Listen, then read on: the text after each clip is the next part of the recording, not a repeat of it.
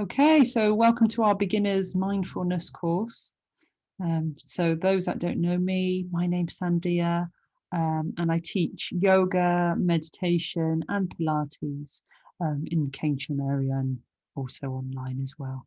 So it's great to have you. And I've been practicing meditation since the age of 16. Luckily, my mum was into that type of thing, and we used to go to weekly meditation groups. And I also found that when I was working, when I came home, I was quite stressed, and I found that when I meditated, I felt a lot calmer after the meditation. Um, and then more recent years, in the last sort of 8, 9 years, I've become a yoga teacher and been practicing a lot more consistently. I've tried lots and lots of different meditations, from walking meditations to silent meditations, and have even been on a retreat where we had to be silent for 10 days. No phones, no books, no looking at anybody wearing grey clothes. This is Vipassana meditation. Very good benefits, but extremely hard. I wouldn't necessarily recommend it unless it feels really a calling to you. But I find that really a daily practice in your own home is really good, because with Vipassana meditations, after you finish your 10 days of silent meditation, you're then expected to meditate for 2 hours a day in a block. And I think for most people, that's quite, with our daily lives, it's, not really possible for many people. So I often say to people, start with a minute meditation a day, 2-minute meditation, and then build that up. I found for myself at 10 minutes meditation a day, I reap lots of benefits. So find out what works for you, but start small. If you're new, start with 1-minute meditation. How do I click through this? Oh, there we go. So there I am, smiling. I couldn't click a minute ago. So just a little disclaimer about the course. This course is not a replacement for any form of therapy and is not intended to cure or treat any medical conditions. And if you have any significant mental health concerns, we strongly encourage you to seek professional advice and support. So what we'll cover why meditate, the benefits of meditation, how to sit when meditating, what you need to meditate, how to meditate anywhere, different types of meditation, and meditation in everyday life, and thoughts, how to control them. So now as you listen to this, if it doesn't work for you sitting up on a computer for any reason, you can always turn your camera off. You can lie down and listen to this.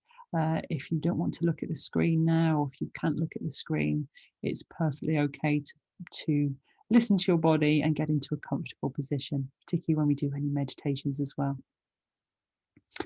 So why meditate? Why meditate? So it helps to reduce stress and anxiety. It aids sleep. It decreases blood pressure because it helps reduce our stress levels. So that helps reduce blood pressure as well. And it also supports your immune system.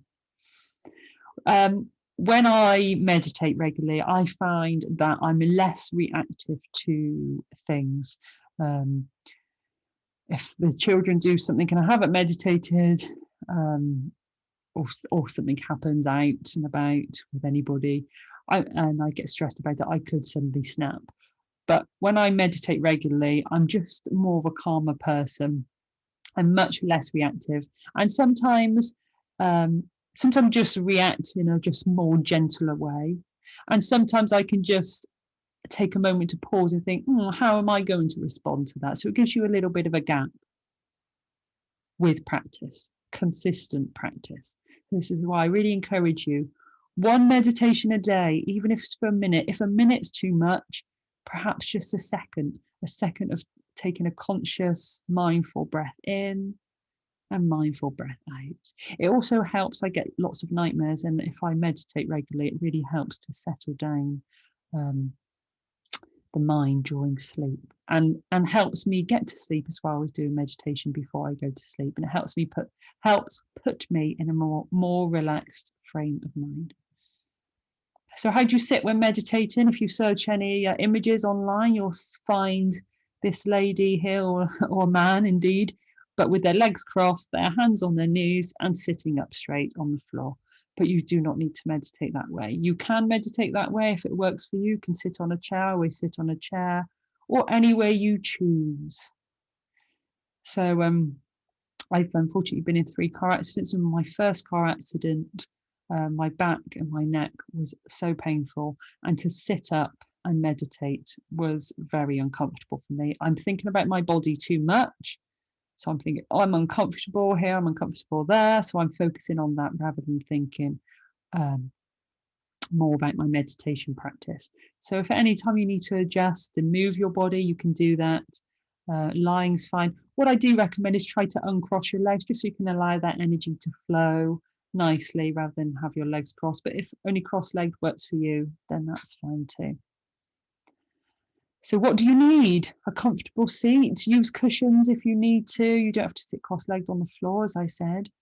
And with your meditation practice, it's really good to pick a suitable time for you that you can do every day and stick to the same time, so that you don't have to think, oh, what time am I going to meditate today? So you say 9 o'clock every day, I'm going to meditate for 1 minute. You put that in your diary as an appointment and you don't miss it. And if you do miss it, pick up, start the next day or start later that day, and then back to the same time every day. And yes, try not to pick a time when you're too tired. I do my meditation, well, in the morning and night, but I do it at night before I go to bed. But I go to bed about 9 o'clock, so then I've got time to meditate without just falling straight asleep, and I can meditate for a little longer. And a quiet place if possible, particularly if you're a beginner. But with mindfulness meditation, we're bringing in all the awareness of the here and now. So we're accepting sound and noise. But when you start off, sometimes that could be quite distracting. So if you don't have a quiet place, then pop some headphones in and listen to a recorded meditation so you can really focus on those words. Avoid meditating after a big meal, because then your stomach's all digesting. You might be getting a little uncomfortable if you've eaten too much. You might just doze off as well. It's okay to fall asleep when meditating, but it's great if you can really do the meditation, then fall asleep after, and have them as separate things. And take deep breaths. So taking deep breaths is really good for aiding relaxation in the body. And I really realized the benefits of breathing. I used to be a massage therapist, and I started to ask my clients to take some breaths in and breaths out. And I noticed that when I did that, they relaxed so much more. And as my yoga teacher, we do lots of breathing techniques as well. So very good for pain management. I used breathing practices a lot after my car accident. When I was getting in the car as a passenger, it was very painful. So I would use deep 3-part breathing to help relax my body. Because when we're in pain, we're in that fight or flight mode.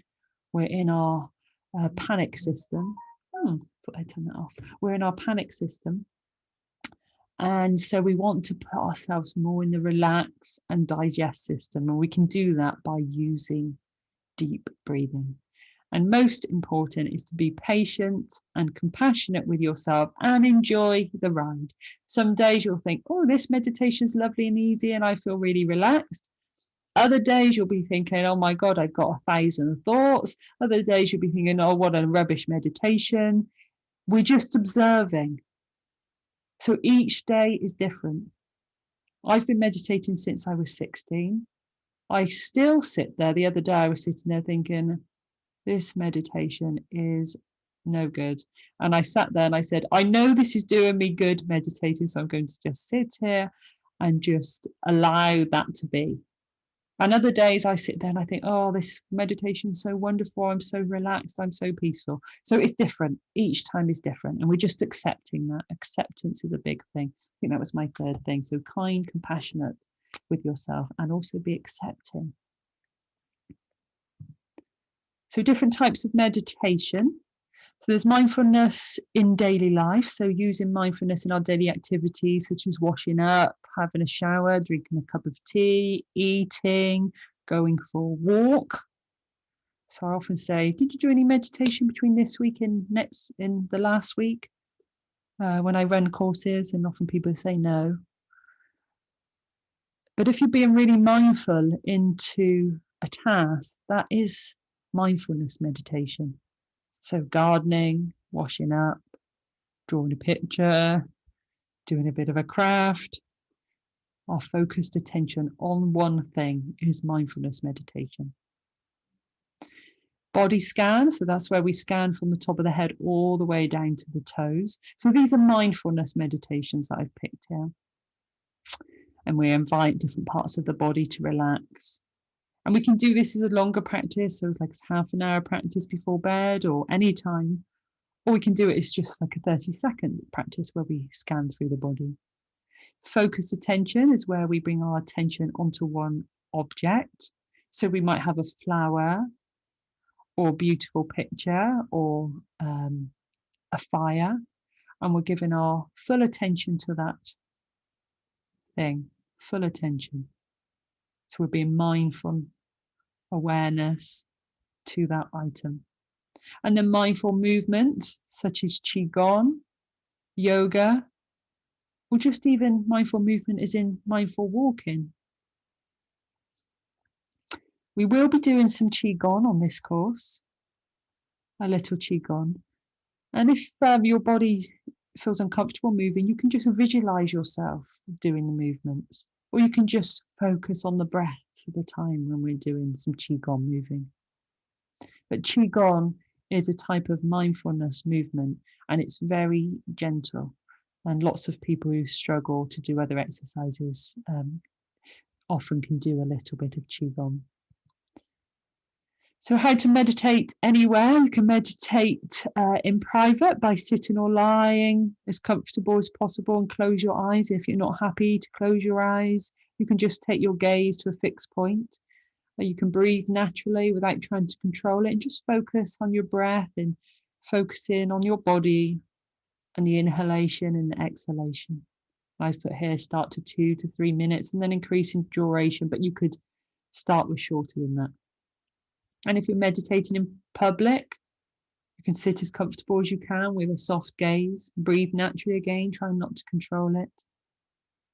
And then notice your surroundings, using your 5 senses for your sight, your sound, smell, taste, or touch. So really in mindfulness, that's often a way, if we're not sure how to meditate, if you use those 5 senses, that can help you bring yourself into the here and now.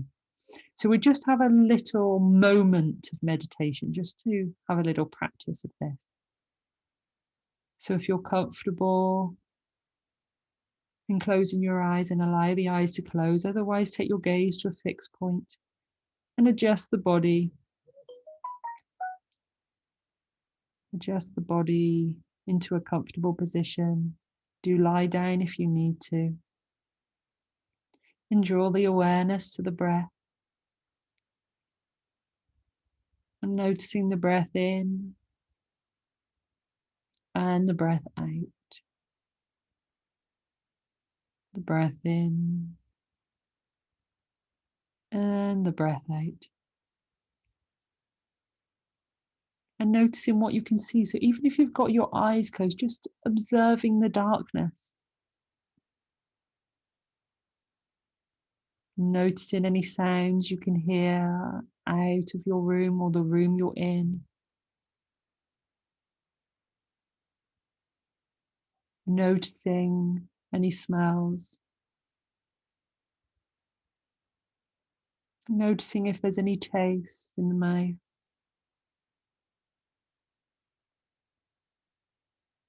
And drawing the awareness to the hands. Noticing what the hands are touching. And noticing the sense of the clothes against the skin. How does that feel? And then gently opening the eyes.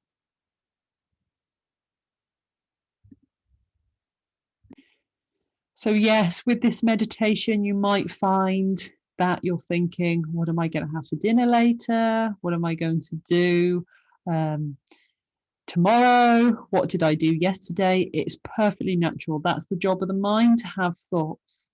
With meditation, what we're doing, we're bringing our awareness back to the here and now. So when those thoughts occur, allow them to be, bring the awareness back to the now.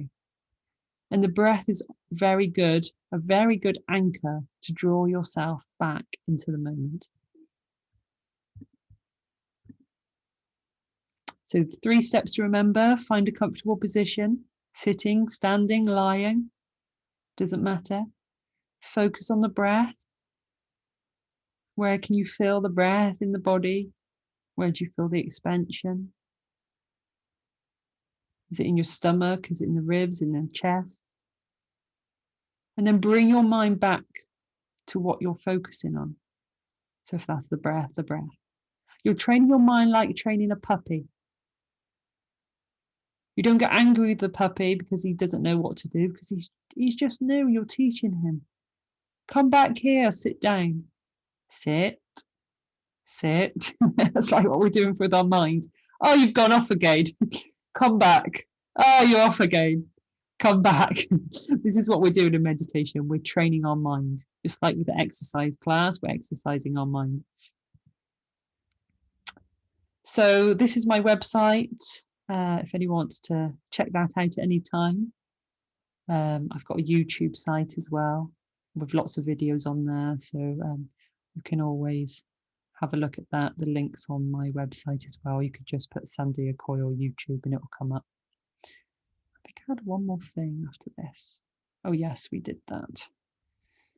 Yes, here we are, the monkey mind. So the average person has about 48 thoughts per minute. 48 thoughts per minute. So when we close our eyes and we've got these thoughts running around, that's natural. That's natural. So don't worry if that happens to you. Remember, we're just bringing our awareness back to the here and the now. Awareness back, awareness back, awareness back.